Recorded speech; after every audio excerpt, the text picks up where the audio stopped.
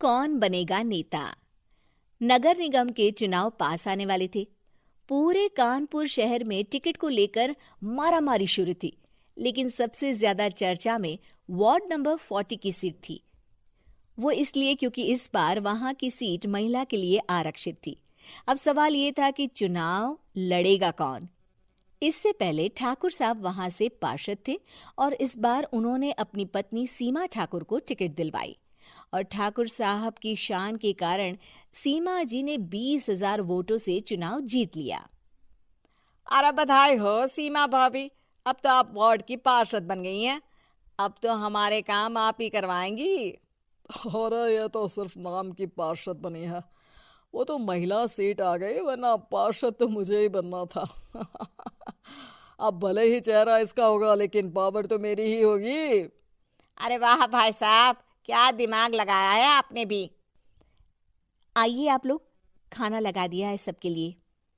सीमा जी पार्षद बन चुकी थीं, फिर भी उनकी एक ना चलती।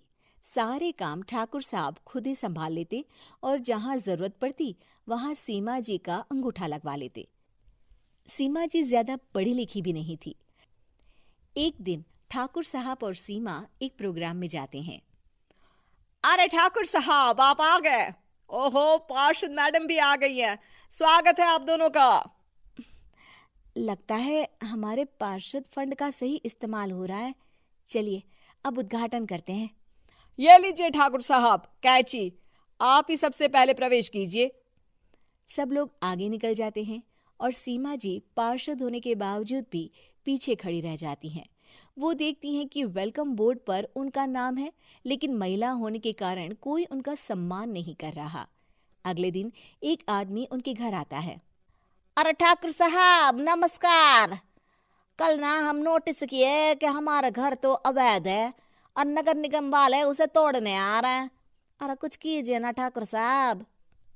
देखो भाई, मैं तो ज्यादा कुछ कर नहीं सकता, पर अगर तुम सबकी जेब गर्म कर दो तो कुछ हो सकता है।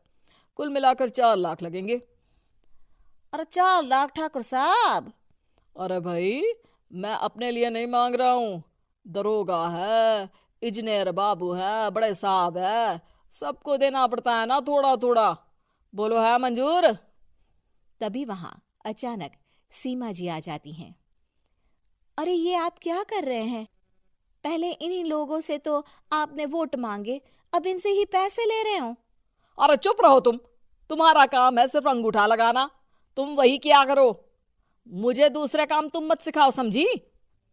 और तुम ना जाओ, अब पैसे लेकर आओ, वरना जेसीबी किसी भी वक्त आती होगी। सब कुछ ऐसे ही चलते रहता है। एक दिन सीमा जी और ठाकुर साहब को एक लोकल मीटिंग में बुलाया जाता है। वहां पर कई और अधिकारी लोग भी मौजूद रहते हैं। अब मैं चाहूंगा कि ठाकुर साहब हमारे बीच 2 शब्द कहें। मेरे प्यारे भाइयों और बहनों, आज मेरा सौभाग्य है कि मैं आप सबकी सेवा दिन रात कर पा रहा हूं।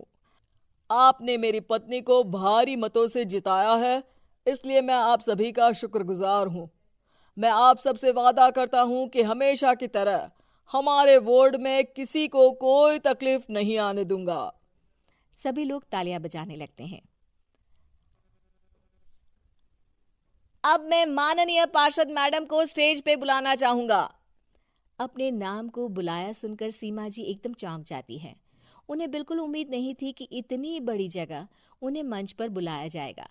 जैसे तैसे वो मंच पर चढ़ती हैं।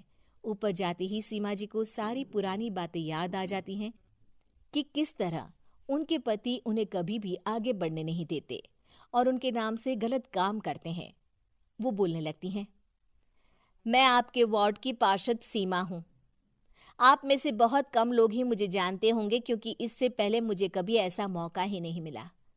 सारे मौके मेरे पार्षद पति यानी आपके ठाकुर साहब ही लेते रहे, लेकिन आज ये मौका मुझे मिला है तो मैं इसे ऐसे ही नहीं जाने दूंगी। मैं आपको ये बताना चाहती हूँ कि आपके ठाकुर साहब मेरे नाम की आड़ में गैर कानूनी काम करते हैं, जिस पर अंगूठों के निशान मेरे होते थे। इसीलिए मैं अपनी गलती मानती हूँ और आज अपने पद से इस्तीफा देती हूँ, ताकि आगे से कोई गलत काम ना हो पाए। अब फैसला आप सबके हाथ में है कि आप हमें क्या सजा देना चाहते हैं। सीमा जी की बातें सुनकर ठाकुर साहब के चेहरे का रंग उड़ जाता है और वो शर्म से मुंह नीचा करके वहां से चले जाते हैं और पद से इस्तीफा देकर ही सही सीमा जी अपने आप में आत्मविश्वास महसूस करती हैं।